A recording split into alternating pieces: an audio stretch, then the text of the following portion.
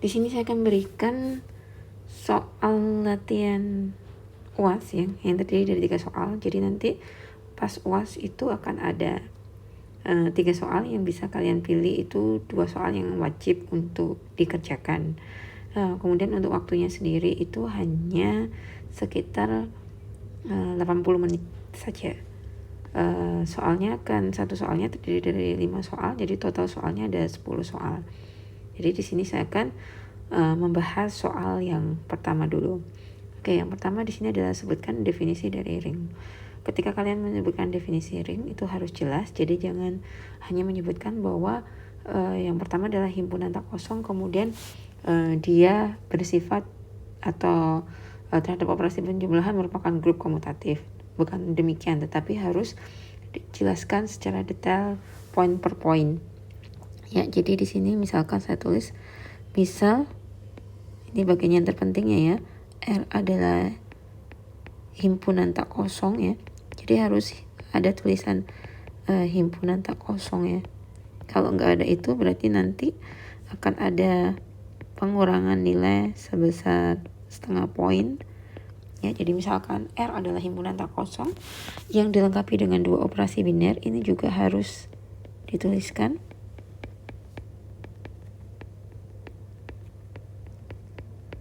Oke, dengan 2 operasi biner seperti ini.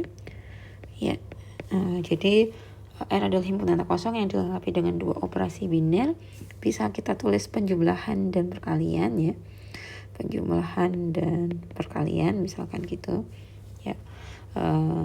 Kemudian struktur aljabar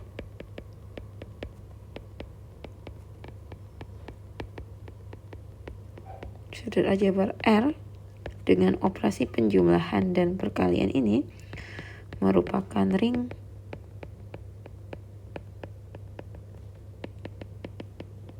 ya jika untuk setiap A, B di R ini berlaku. Yang pertama, kita akan lihat strukturnya itu terhadap operasi penjumlahan. Jadi di sini adalah R terhadap operasi penjumlahan. Ini adalah merupakan grup komutatif. Nah, berarti kalau dia merupakan grup komutatif,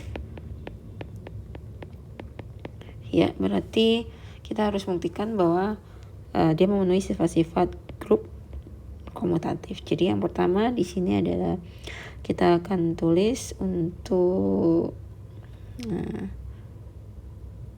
sebenarnya untuk yang tertutupnya bisa kita skip ya. Jadi langsung kita ke asosiatif saja.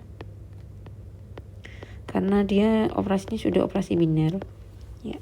Jadi untuk yang asosiatif di sini adalah kita akan punya, ini saya tambahkan C, berarti A ditambah dengan B, kemudian dikurung ditambah dengan C akan sama dengan A plus B plus C. Kayak seperti ini. Kemudian yang kedua, di sini akan dia mempunyai identitas. Berarti kalian harus tahu definisi dari mempunyai elemen identitas itu seperti apa. Ya, jadi di sini kita akan, kalau identitas itu untuk semuanya ya, itu akan ada sesuatu ya. Jadi untuk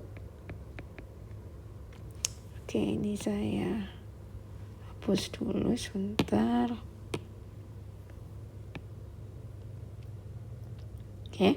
Jadi di sini adalah ada misalkan E ya, saya tuliskan di sini ya. E itu adalah di R sehingga berlaku A plus E sama dengan E plus A. Ini akan sama dengan A untuk semua A-nya di R. Oke, kemudian yang ketiga di sini adalah mempunyai inverse. Nah, ini ada sedikit beda. Kalau mempunyai inverse itu dia untuk setiap ya. Mempunyai inverse. Jadi untuk setiap A di R. Nah ini ada tunggal, jadi dia punya pasangan tunggal, misalkan A inverse ya di R, sehingga A ditambahkan dengan A inverse akan sama dengan A inverse ditambahkan, untuk simbol inverse-nya boleh minus atau boleh A inverse seperti biasa ya. Ini akan sama dengan E. Oke, yang keempat otomatis di sini adalah dia adalah grup komutatif, maka dia di sini saya tulis komutatif, sehingga di sini akan saya tulis A ditambahkan dengan B akan sama dengan B ditambahkan dengan A. Oke, untuk sifat yang pertama terhadap operasi penjumlahan, operasinya dia sudah selesai, yaitu merupakan grup komutatif. Selanjutnya kita akan lihat untuk operasi yang keduanya. Di sini adalah R terhadap operasi perkalian, saya pakainya titik ya. Itu adalah merupakan semigroup. Ya, cukup merupakan semigroup saja. Jadi yang diperlihatkan di sini adalah sifat asosiatifnya saja. Jadi hanya ada satu, yaitu asosiatif terhadap operasi perkalian. Ya, jadi di sini kita punya A dikalikan dengan B dikurung dikalikan dengan C akan sama dengan A dikalikan dengan B dan C-nya yang dikurung. Oke, yang ketiga ini berarti tadi sudah ada terhadap operasi penjumlahan dan juga terhadap operasi perkalian. Maka di sini kita akan lihat terhadap dua-duanya. Jadi terhadap operasi penjumlahan dan juga perkalian ini, R itu akan mempunyai sifat distributif.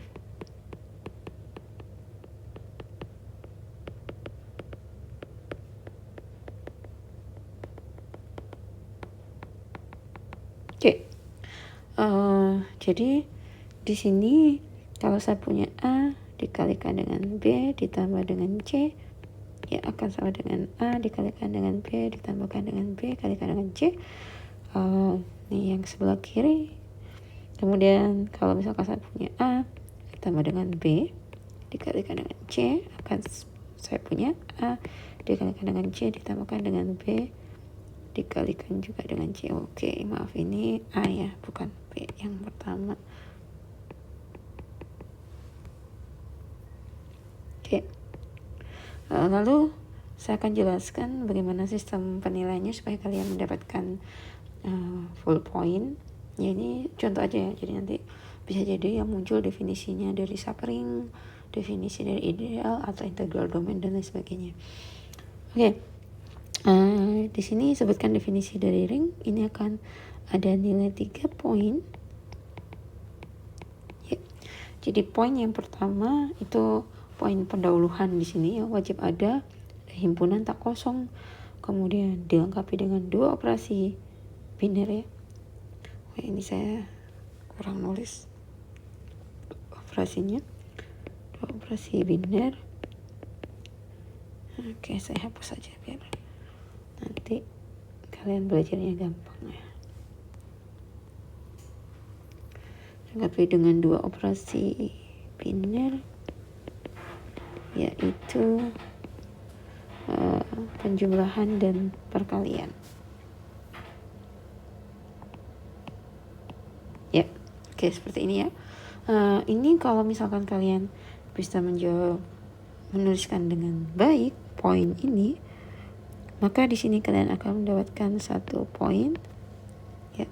Kemudian setelah itu kita lihat struktur ringnya terhadap operasi penjumlahan. Ya, jadi struktur aljabar R-nya terhadap operasi penjumlahan itu dia akan membentuk grup komutatif, maka dari sini ke sini itu akan juga mendapatkan nilai 1 poin. Kemudian 2 dan 3-nya ini akan mendapatkan nilai 1 poin. Jadi kalau kalian berhasil menuliskan semua definisinya, maka total yang kalian peroleh ini adalah 3 poin. Ya, jadi itu untuk penjelasannya.